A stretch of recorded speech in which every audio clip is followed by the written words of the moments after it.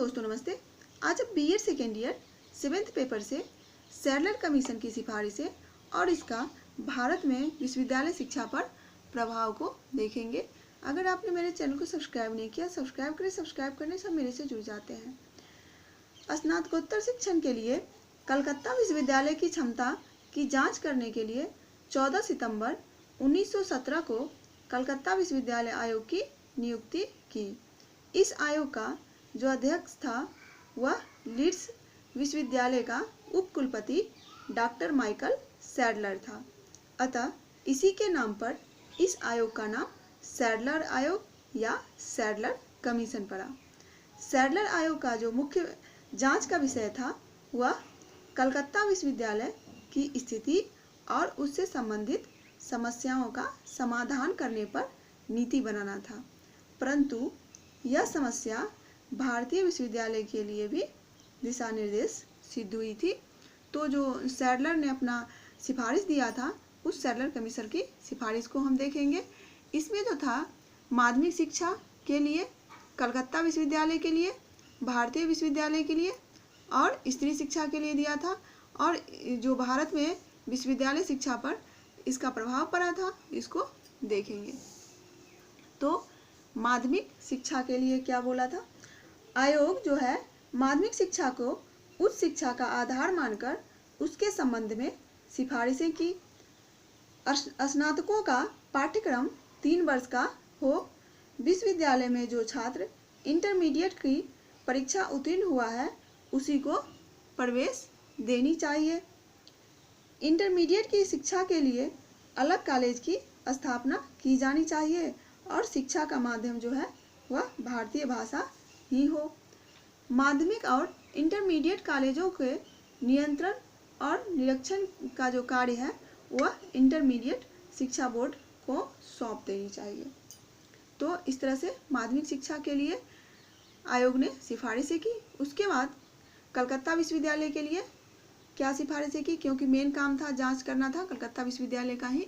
तो कलकत्ता विश्वविद्यालय के विशाल छात्र संख्या को ध्यान में रखते हुए कहा गया कि ढाका में सावास मतलब जो आवास के साथ हो जिसमें छात्र रह सके, सावास और शिक्षण विश्वविद्यालय की स्थापना की जाए।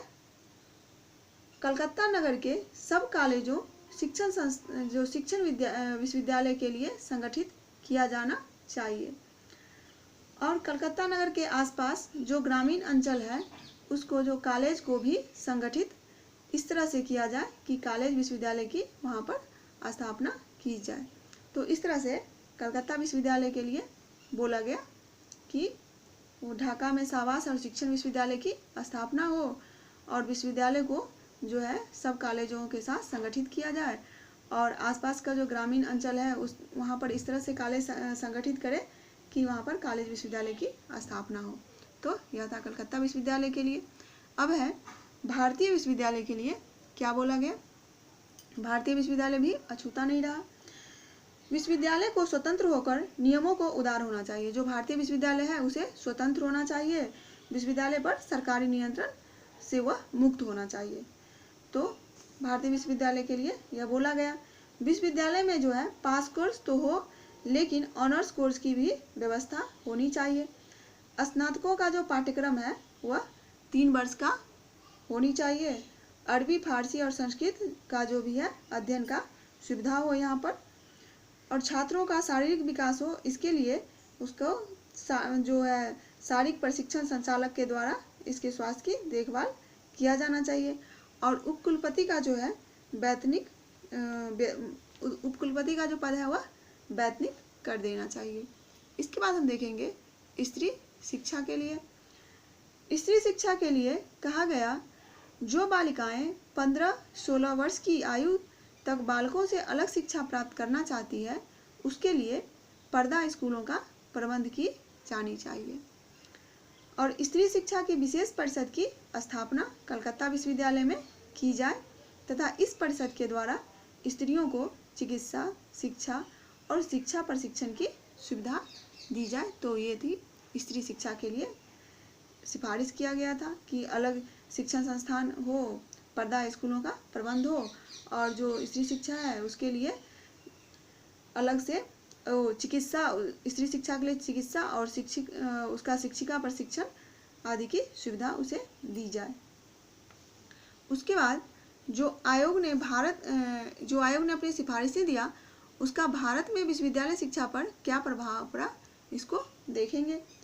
आयोग तो केवल कलकत्ता विश्वविद्यालय की स्थिति की जांच करने के लिए नियुक्त किया गया था, किंतु उसने भारत के अन्य विश्वविद्यालय की जांच किया और भारत के सब जो विद्यालय था संबंध में श्रेष्ठ सुझाव दिया और भारत सरकार ने भी सभी सुझावों को स्वीकार करके विश्वविद्यालय में सुधार करने के लिए रचनात्मक कदम उठाए। इन सुधारों के फलस्वरूप भारतीय विश्वविद्यालय सिर्फ परीक्षा संस्थाएं न होकर के शिक्षण और अनुसंधान का भी केंद्र बन गया। इस तरह से भारत के अन्य विश्वविद्यालय पर भी इसका प्रभाव पड़ा। तो यह जो सैडलर कमीशन की सिफारिशें हैं वो आपको शॉर्ट क्वेश्चन में पूछने की अधिक उम्मीद है।